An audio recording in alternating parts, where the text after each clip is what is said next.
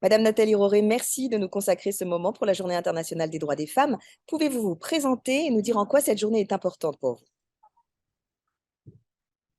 Oui, merci et bonjour de m'accueillir et de me laisser la parole. Je m'appelle donc Nathalie Roré, je suis actuellement avocate, directrice de l'École nationale de la magistrature qui forme donc tous les magistrats de l'ordre judiciaire en France. Vous me posez la question de savoir pourquoi il est important d'avoir une journée internationale des droits des femmes. Sans doute, vous vous souvenez de cette célèbre phrase de Simone de Beauvoir: n'oubliez jamais qu'il s'agira et qu'il suffira d'une crise politique, économique ou religieuse pour que les droits des femmes soient remis en question. Ces droits ne sont jamais acquis. Vous devez rester vigilante votre vie durant. Et malheureusement, je crois que nous pouvons toutes et tous dire que ce constat est d'actualité à travers le monde. Alors, il me semble que cette journée du 8 mars doit fonctionner comme un clignotant, comme un indicateur, comme un dispositif lumineux pour maintenir cette vigilance, pour maintenir l'attention, comme je disais donc un signe indicateur d'une situation qui commande encore des actions correctrices. Et si je peux ajouter qu'en tant que professionnel du droit, je peux constater que le droit est un formidable vecteur de protection et aussi d'émancipation, parce que le droit affirme des règles, affirme des principes que pour vivre en société, toutes et tous, nous devons respecter. Mais encore faut-il bien connaître ces droits et donc il faut régulièrement les rappeler et surtout les faire respecter. Et je crois que femmes et hommes qui le pouvons, nous avons la responsabilité de veiller au respect des droits et des femmes. On doit lutter en faveur de l'égalité, bien sûr, et donc on a le devoir, pour celles et ceux qui le peuvent, de nous exprimer lors de cette journée du 8 mars qui, donc, pour moi, reste heureusement ou malheureusement extrêmement importante. Vous êtes la première femme à la tête de cette grande institution qu'est l'École nationale de la magistrature. Pouvez-vous nous dire en quoi, dans votre action professionnelle, vous défendez, vous soutenez ces droits des femmes? Oui, comme vous le rappelez, d'abord, je peux témoigner peut-être par mon parcours personnel, puisque avocate, en 2019, je suis seulement la deuxième femme élue vice-bâtonnière du barreau de Paris, qui est le barreau en nombre le plus important du barreau de France. Et puis en 2020, je suis nommée la première femme directrice de l'ENM. Vous vous rendez compte, la première femme à diriger cette grande école de la République qui existe depuis 60 ans. Il a fallu attendre autant de temps. Alors, je crois que sur cette base d'expérience, je peux dire que les professions d'avocat et de magistrat, en fait, partagent la même tension entre une féminisation qui est marquée, qui est accentuée, et puis pourtant le maintien d'inégalités dans les parcours professionnels et aux postes de responsabilité.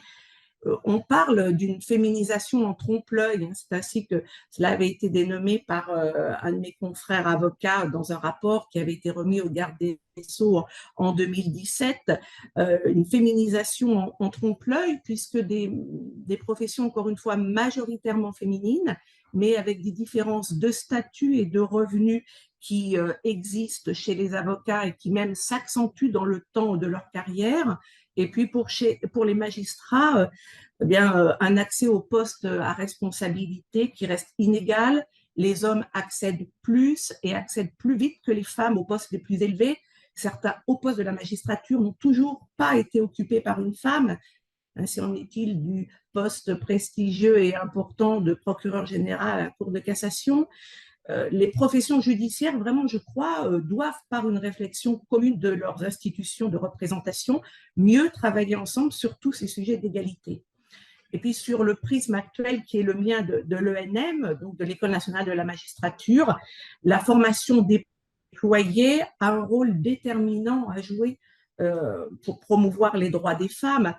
Premièrement, parce que la mission des publics que nous formons joue un rôle essentiel dans la lutte contre les inégalités, les discriminations, les violences. Et nos futurs magistrats à l'école sont formés à identifier, à traiter, à sanctionner les situations qui bafouent les droits des femmes. tout au long de leur formation, on est attentif à ce qu'ils soient sensibilisés au contentieux des violences familiales, parce que malheureusement, ils vont être confrontés pour la plus grande partie dans leur future fonction.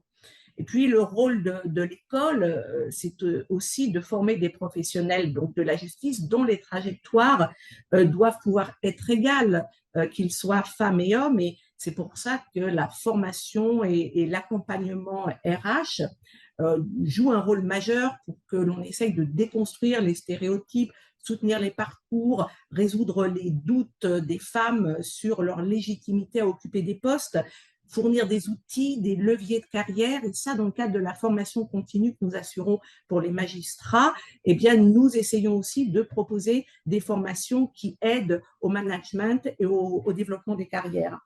Et puis enfin, en tant qu'établissement public, une grande école de la République chargée de la formation des magistrats, l'école doit être exemplaire dans son fonctionnement.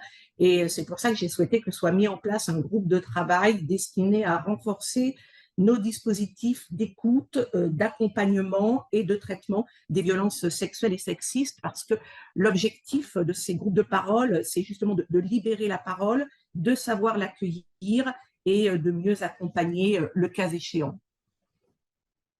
Pensez-vous que les femmes doivent jouer un rôle dans l'éducation à la paix? Oui, oui, les femmes, je vais vous dire, les femmes, pour moi, ont au même titre que les hommes un rôle à jouer dans l'éducation à la paix. Et encore une fois, pour ce qui est actuellement mon terrain d'action, c'est-à-dire la formation judiciaire, il me semble que la coopération en matière de formation judiciaire, c'est un vecteur important dans la promotion de l'état de droit et en action de la paix. C'est pour ça que l'ENM s'engage beaucoup dans la modernisation de nombreux instituts de formation judiciaire en Algérie, à Djibouti, en Géorgie, au Maroc, en Tunisie, tout ça dans le cadre de politiques européennes de voisinage et puis plus largement de la politique extérieure de l'Union européenne. En Côte d'Ivoire, nous intervenons aussi à Madagascar, au Mozambique, en République démocratique du Congo. Nous agissons en déclinaison de la stratégie de la France. Et je crois vraiment que c'est par ces coopérations de formation que nous pourrons partager et diffuser des valeurs de paix, de respect de l'état de droit. En temps de guerre également, l'École nationale de la magistrature soutient les magistrats étrangers dans leur mission. Et ainsi, nous avons formé la semaine dernière à l'école à Paris une vingtaine de procureurs et de policiers ukrainiens dans le but d'aider l'Ukraine à mettre sa justice aux normes de l'Union européenne. Et je crois vraiment que c'est par ces actions de formation et de promotion d'état de droit que l'école est au cœur de l'éducation et de l'éducation à la paix.